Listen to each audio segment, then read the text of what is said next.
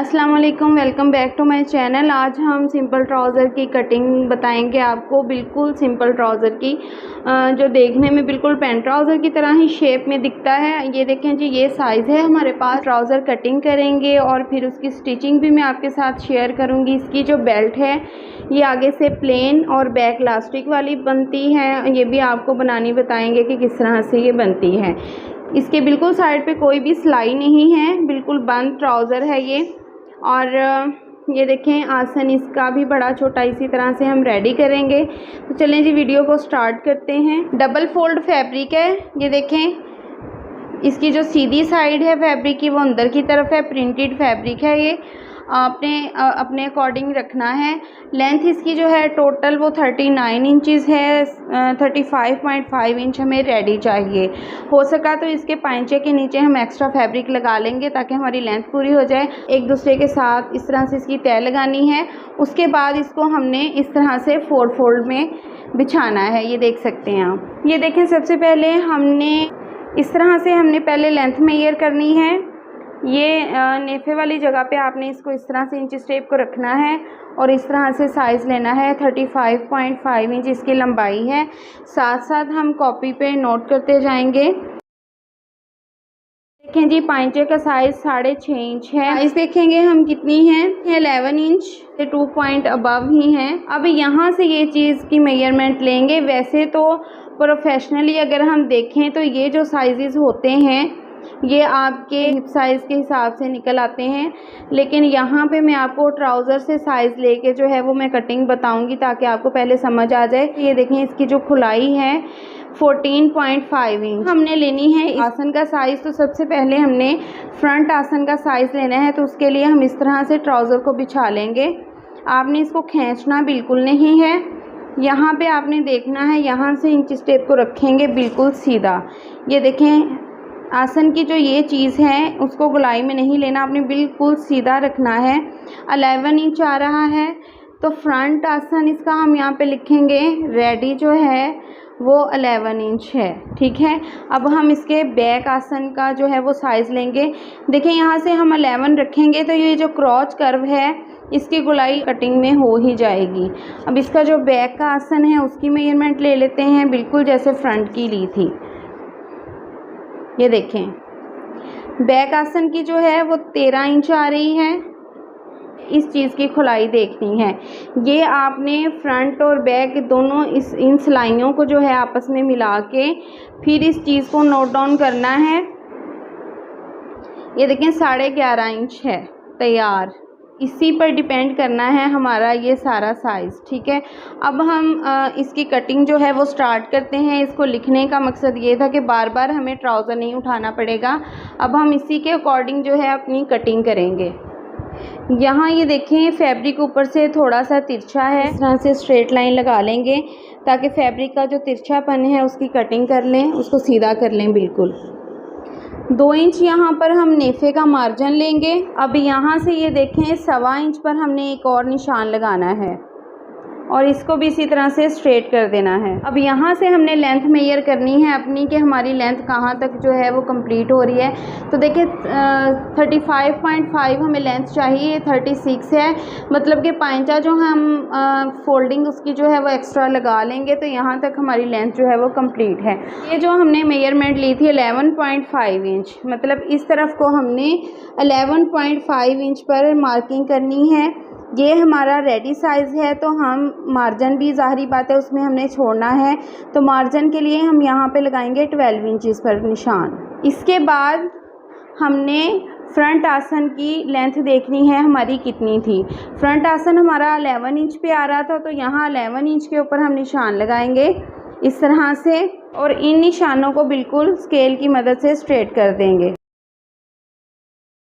कि हमारी जो रेडी खुलाई थी वो कितनी आ रही थी। तो हमारी जो रेडी खुलाई आ रही थी वो 14.5, उस पर हम एक निशान लगा लेंगे इस तरह से।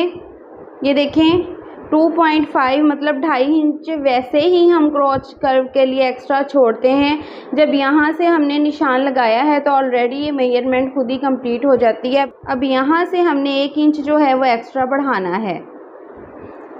अब इसकी हम गोलाई कर देंगे। गोलाई करने के लिए यहाँ से आपने 1.5 इंच पर एक निशान लगाना है तिरछे रुख पे, और इन निशानों को इस तरह से आपस में मिला देना है। इस बात का आपने ध्यान रखना है कि ये जो आपने गोलाई करनी है ये बहुत डीप नहीं करनी। इससे क्या होता है कि आपकी ये जो जगह है वो तंग हो जाती है और फिर खिंचाव पड़ता है। बाद हमने मेजरमेंट करनी है अपने पांचे की। अब यहाँ देखें, जहाँ तक हमारी लेंथ पूरी हो रही है वहाँ तक मैंने मार्किंग कर ली हुई है। पांचा है जो हमारा वो 6.5 रेडी है, तो यहाँ रेडी पे हम मार्किंग कर लेंगे सबसे पहले। अब हमने देखनी है अपनी थाइज़ के, थाइज़ हमने जो है वो कितनी रखी थी। 11.2 इंच थाइज़ है, तो यहाँ हम 11.2 इंच पर ही मार्किंग करेंगे। हमने पहले वही निशान लगाने हैं जो हमारे रेडी साइज़ के हैं। ऊपर यहाँ देखें रेडी साइज़ पर हमारी मार्किंग हुई हुई है। अब इन निशानों को हमने आपस में जो है वो मिलाना है। ये हमारी मार्किंग हो चुकी है। अब हमने यहाँ से मार्जिन रखना है। इसी स्केल को इस तरह से हम रखेंगे और एक और लाइन जो है वो ड्रॉ कर लेंगे। अब इस पे हमने जो है वो कटिंग करनी है अपनी। अब ये देखें, इसकी इस जगह से कटिंग हमारी जो है वो हो चुकी है। अब आपने ये 2 तय उठानी है इसकी 2 फोल्ड, और इस तरह से इसको खोल लेना है। यहाँ 1.25 इंच पे मार्किंग करने के बाद इस तरह से तिरछी एक लाइन लगाएंगे। इसके ऊपर भी कटिंग कर देंगे।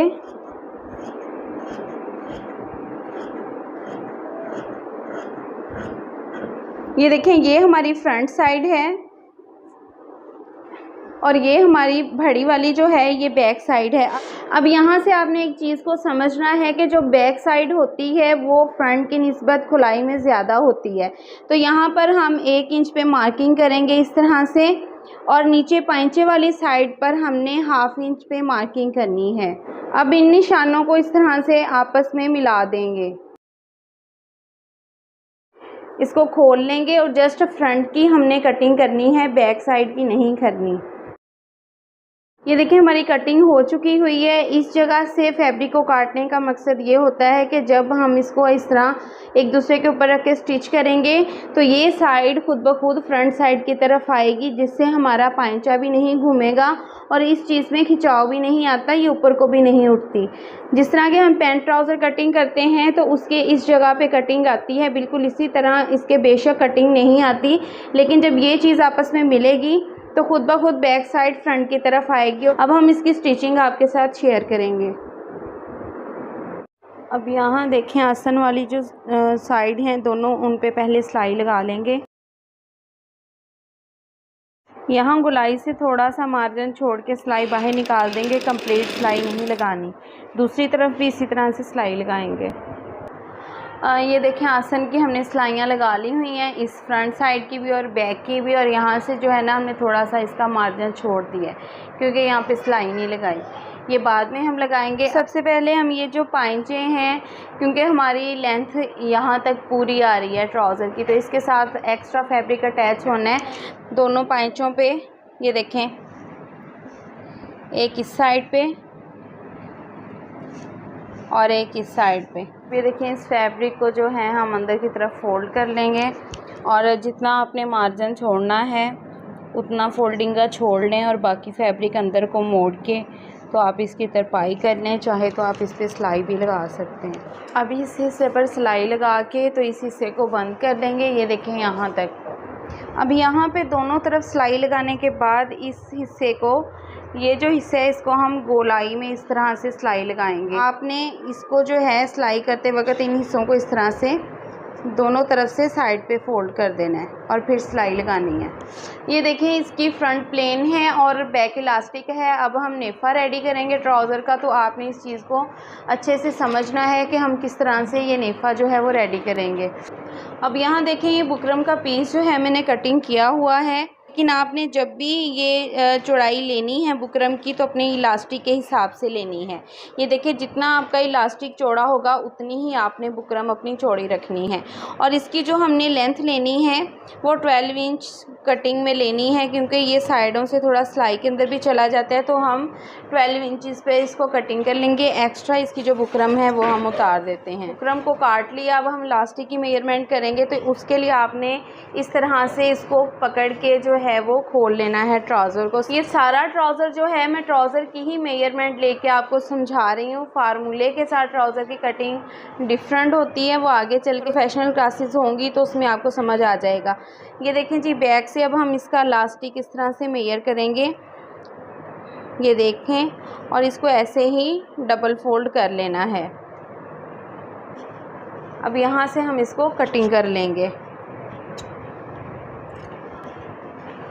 मैं अगेन आपको इसको रख के दिखा देती हूँ। यहाँ पे हमारी फ्रंट की जो बुकरम है वो ख़त्म हो रही है, और ये देखें यहाँ पे इलास्टिक आधा इंच जो है वो इसके ऊपर बढ़ाना है हमने, क्योंकि आपस में इन दोनों के ऊपर सिलाई भी लगनी है।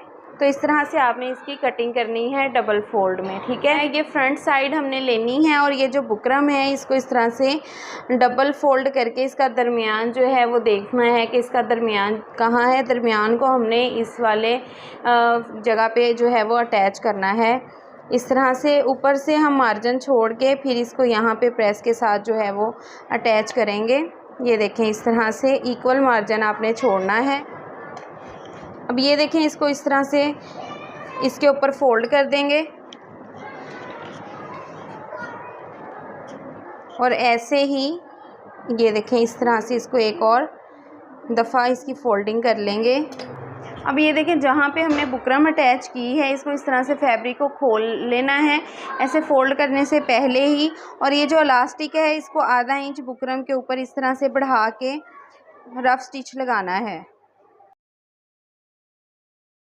अब यहाँ से आपने समझना है, ये इलास्टिक जो है इसको हम दूसरी साइड पे निकाल देंगे, और यहाँ से हमने अपनी नेफे की जो फोल्डिंग है वो स्टार्ट करनी है। ये जो फैब्रिक है जिस पे हमने बुकरम अटैच की है इसको भी बिल्कुल भी फोल्ड नहीं करना। यहाँ से थोड़ा सा मार्जिन छोड़ के हम नेफे की जो फोल्डिंग है वो स्टार्ट करेंगे।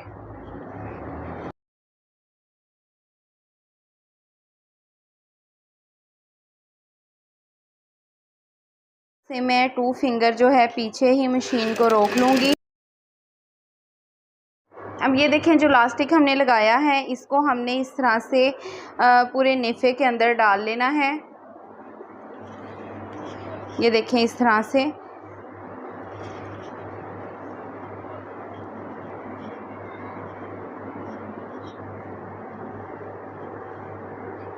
अब ये देखें, इधर से इलास्टिक हमने निकाल लिया हुआ है। अब अगेन हमने क्या करना है, जिस तरह उस साइड पर हमने इस तरह से रफ स्टिच एक लगाया था, ऐसे ही इस साइड पे भी इलास्टिक के ऊपर बुकरम के ऊपर इलास्टिक को रखेंगे और यहाँ पे एक सिलाई लगा लेंगे। अब ये देखें, नेफे में हमने इलास्टिक डाल लिया हुआ है। अब इस जगह से ये जो हमने नेफे का और ये बुकरम वाली जगह का ये फैब्रिक छोड़ा हुआ है इसको सिलाई लगाएंगे। अब यहाँ से देखें, हमने सिलाई लगानी जो है वो स्टार्ट करनी है, और पूरी बुकरम के ऊपर इसी तरह से हमने सिलाई लगानी है।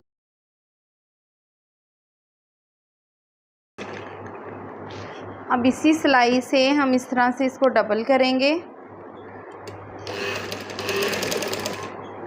इस रुख पे लेके आएंगे।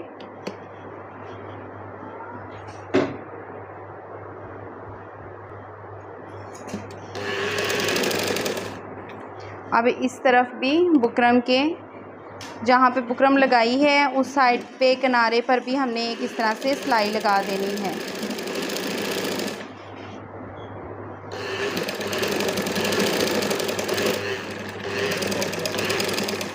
ये देखिए, जो हमने सिलाई लगाई थी बिल्कुल उसी के ऊपर आपने दोबारा से सिलाई लगानी है जहाँ पे हमने इलास्टिक अटैच किया था, ताकि बैक साइड पर यही सिलाई नज़र आए और फ्रंट ये जो हमारी उल्टी साइड है वो भी नीट ही बने। अब इसी तरह से दोबारा से सिलाई को थोड़ा सा पीछे को लेके आएंगे, और अब यहाँ पे जहाँ हमने इलास्टिक डाला है चुनट को इक्वल करते हुए दरमियान में नेफे के सिलाई लगा देंगे।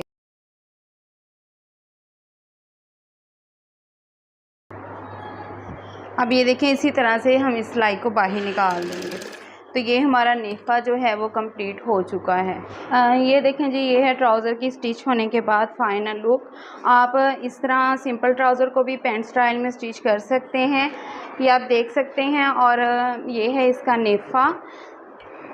ये देखें, फ्रंट इसकी प्लेन है और बैक लास्टिक वाला बनाया है हम। तो ये एक सिंपल कटिंग थी और इजीली मैंने आपको समझाया है।